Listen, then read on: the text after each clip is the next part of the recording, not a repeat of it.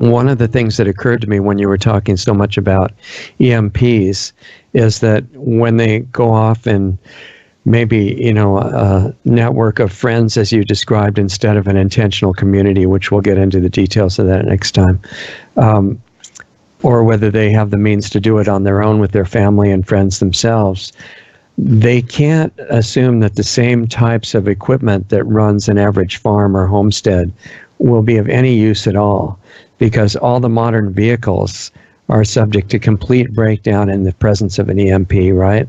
With electronic ignitions and things like that. No, that isn't true, actually. Okay, what's the situation?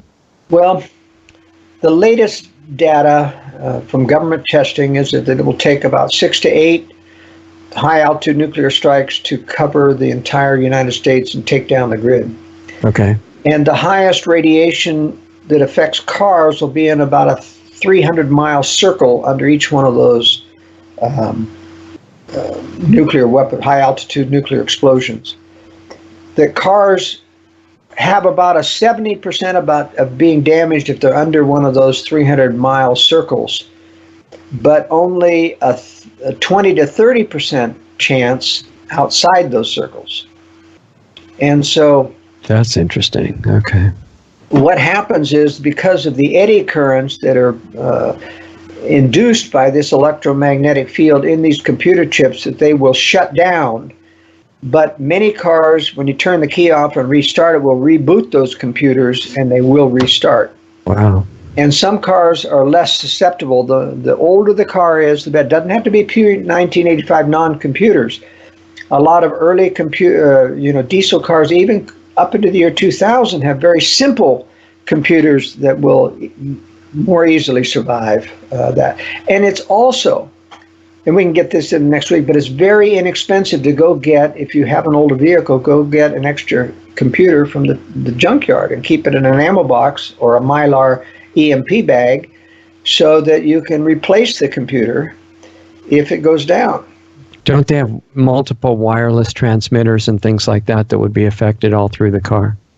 Well, a lot of those run your electronic or entertainment system or other things, but there's always an ignition module, ignition computer. That's the only one that you really have to worry about replacing so that you can start. Now, I'm not talking about keyless automobile entry. You won't even be able to start one of those cars, okay? So you want one with a real key. You want one with a real key. If it doesn't have a real key, don't get one of the modern keyless type cars if you want, or if you do have one of those, get an older car that will survive more appropriately. As a backup. Yeah. And if you wanted to get it totally non-electronic, it would need to be like 75 or something. No, pre-1985. 85. Yeah, pre-1985. What about electronic ignitions? Are those affected or not? Well, yeah, they can be affected depending on, how long the wires are leading from the ignition module to the key and other things. The metal hood will give some shielding. You get electromagnetic waves can bend underneath the hood and come in from underneath or through the wheel well, but they're not as strong as an impulse if it comes directly to it. So right. These are not, there's no direct science of proof of what cars and how much damage will be done, but I can tell you that the earlier the car, the more resistant they are. Yeah. Anything, past the year 2000 is probably, if your car is going to be toast, it's going to be more vulnerable. Unless they were diesel.